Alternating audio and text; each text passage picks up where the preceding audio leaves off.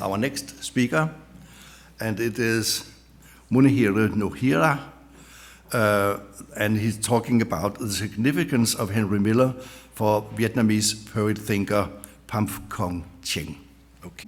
Hello everyone, my name is Munehiro Nohira from Japan.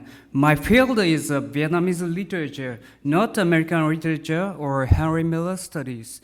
But today I will introduce the Vietnamese poet-thinker Pham Cong Thien, who in the 1960s South Vietnam felt a deep affinity with Miller, actively promoted his works, and even corresponded with him. Today I will explore Miller's thought through Pham Cong Thien's perspective. Next. Here is the outline of my presentation today. And Pham Cong Thien appears in Henry Miller studies, most notably in Mr. David Stephen Calonne's works. But since Pham Cong Thien wrote almost entirely in Vietnamese, his own ideas remain little known in the West. I believe both his introduction of Miller to Vietnam and his evaluation of Miller are very significant. From the early 1960s, Thien frequently discussed Miller in his essays. One striking example of his engagement is his 1967 book, The Silence of the Abyss, a wartime philosophical work critiquing Western thought and exploring Vietnamese philosophy for the Vietnam War era. Its belly band quoted Miller's defiant words from Tropical Cancer, vividly expressing Thien's stance amid Vietnamese existential crisis. Here is original English passages. It may be that we are doomed, that there is no hope for us. But if that is so, then let us set up a last agonizing, blood-curdling howl, a screech of defiance, a war whoop. And here is Vietnamese translation.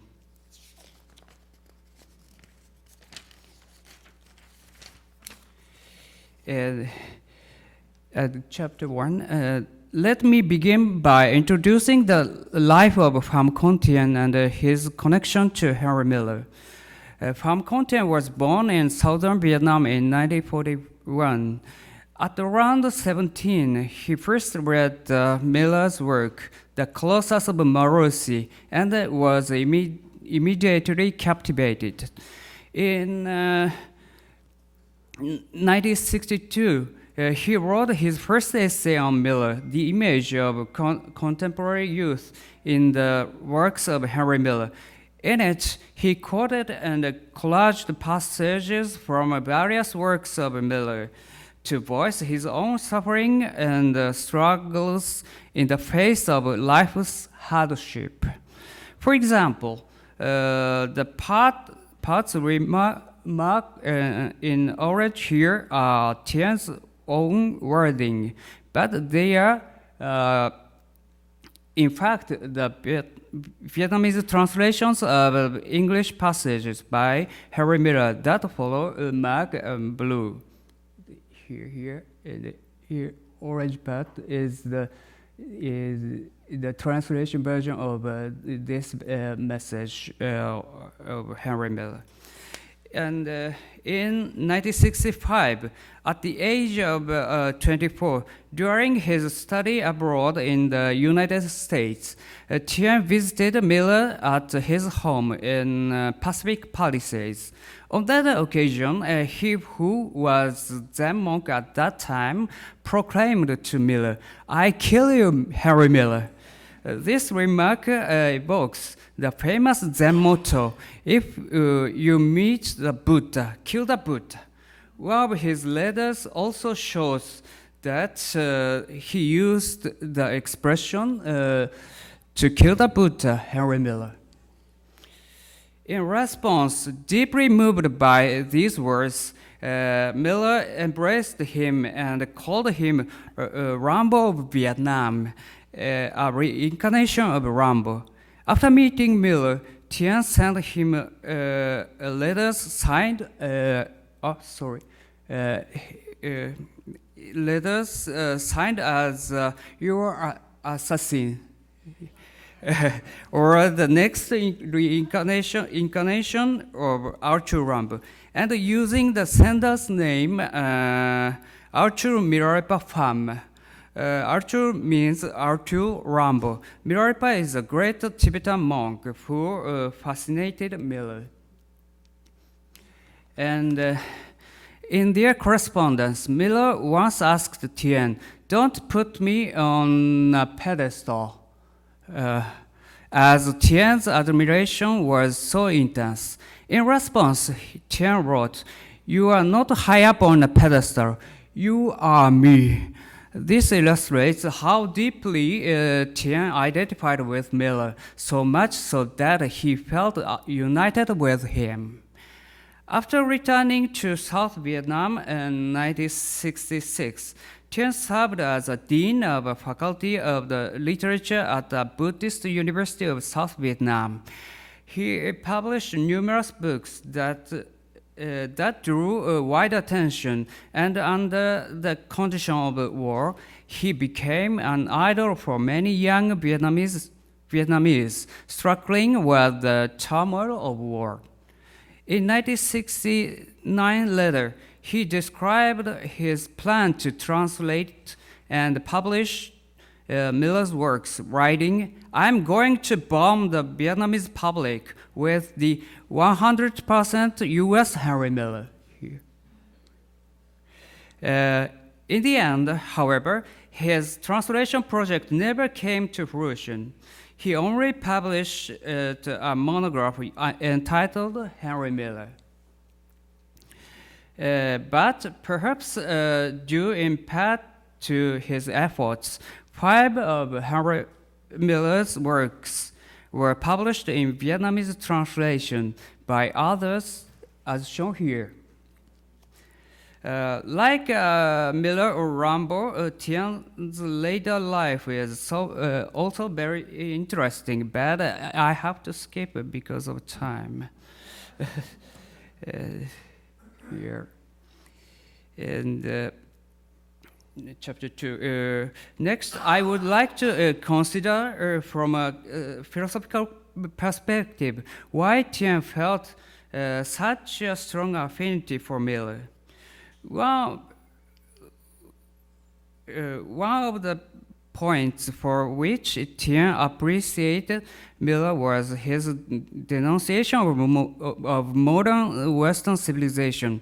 In chapter 2 of The Silence of the Abyss, entitled Via Negativa, the way toward the destruction of Western thought through Heraclitus, Parmenides, Eckhart, Nietzsche, Rambo, Heidegger, and Henry Miller.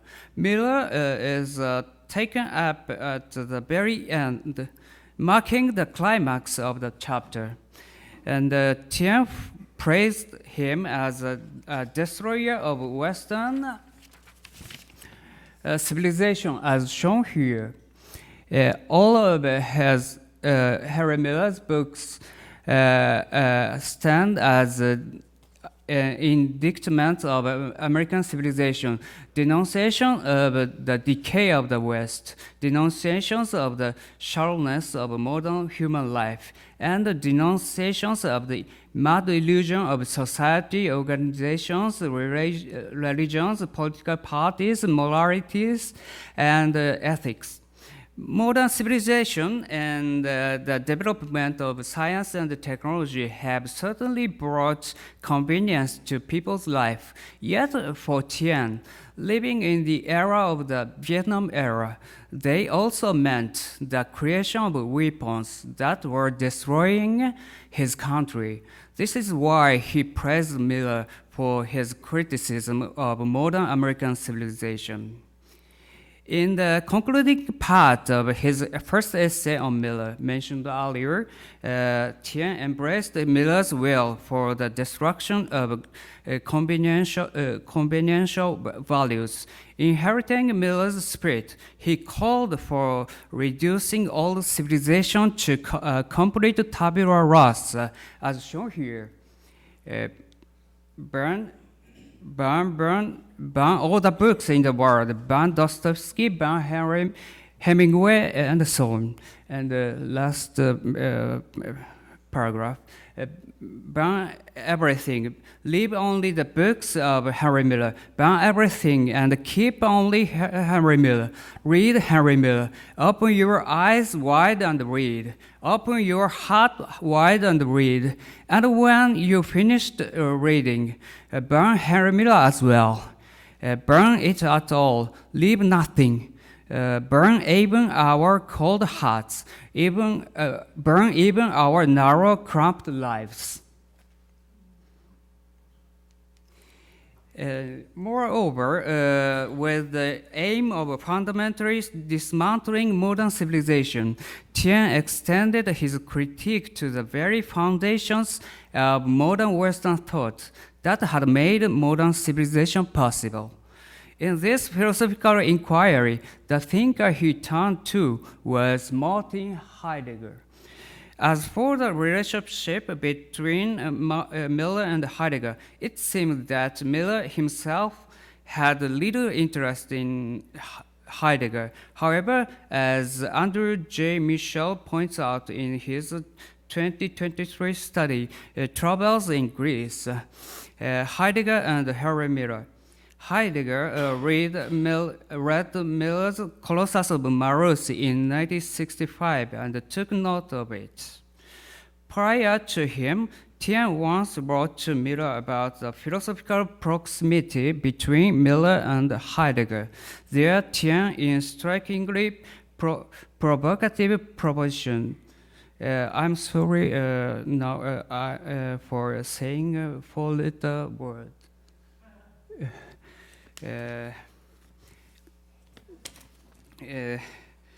He asserted that Heidegger's Sein and Miller's Kant were once and the same, as shown here on the line in red. Heidegger changes Kant into the German Sein. To me, Sein or Kant is the same mantra.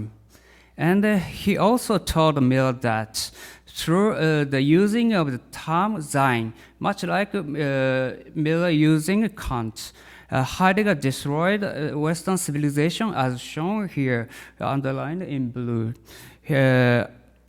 Heidegger has been living with only one word, be, and with this word he succeeded in destroying the whole foundation of Western civilization. Heidegger denounces that modern Western thought have forgotten being and characterized the very essence of this thought as representational thinking. By representational thinking, he means a mode of thought that divides the world into subject and object, that is, into particular entities, in which the subject appropriates the object world through reason, logic, and language for human purpose. In his The Silence of the Abyss, Thien finds such a critique of forgetfulness of being in Miller's message in the epilogue of The Smile at the Foot of the Ladder. We never were, we never are. We are always separate and detached, forever outside. Thien regards these passages as a critique of a state that is not within the flow of being. He argues that Miller lived not in such a world separated from being, but in one where everything is one. A view expressed in the passage referring to Eckhart in Remember to Remember. And he quotes the smile again. We have only to open our eyes and hearts to become one with that which is. Here I understand what that which is to mean everything is one, not particular beings separated from one another, but being itself as the ground of all beings. In my view, Heidegger's design is, in fact, closer to the womb than what Miller describes in Remember to Remember when he writes, I'm interested in the womb as a seat of creation. I'm interested in birthing, and also in the wisdom of the heart, he writes. It is the third and all-inclusive womb, the world. It is the original chaos, the seat of creation itself. It is a condition of is. And I think Zion, Kant, and the womb carry a metaphysical meaning. They are the source of creation and the ground that enable beings to appear in this world. As for August, the main character of the smile at the foot of the ladder, whom Thien identifies with Miller, he stays for a time in the bed of being, bed of his own being.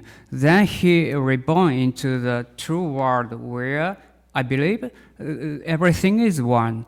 As he finally opened his eyes behind, and he beheld a world from which the veil had been removed. This phrase and the phrase in the epilogue, we uncover and discover, all has been given. These remarks evoke Daisetsu Suzuki's phrase in an introduction of Zen Buddhism here. From the very beginning, nothing has kept from you. All that you wished to see has been there all the time before you. It was only yourself that closed the eyes to fact.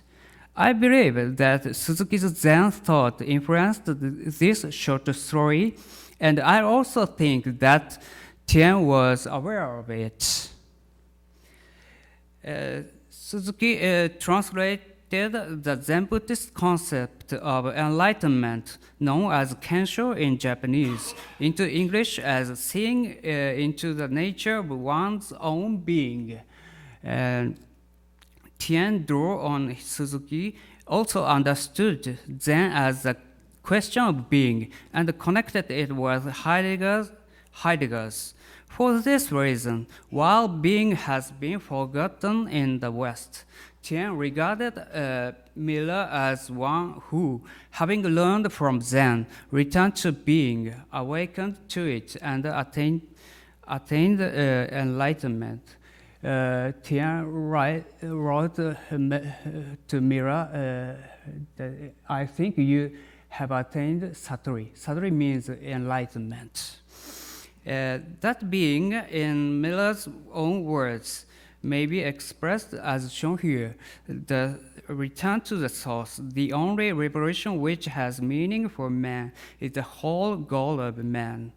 I believe Miller's significance for us today also lies in his return to the source, to maybe being. And to conclude this presentation, due to time constraints, I will read only the latter part. If we are to pursue a more detailed discussion, we would note that Miller was also familiar with Eastern philosophies in addition to Zen, and that for Thien, as well as for Zen, the question of being ultimately turns into the question of pure nothingness. However, for the purpose of the present discussion, we can conclude as follows. Thien offered a perspective in which Miller's thought is seen as a the question of being, the fundamental question that underlies both East and West, as questioned by Heidegger and Zen. Thank you very much for your kind attention.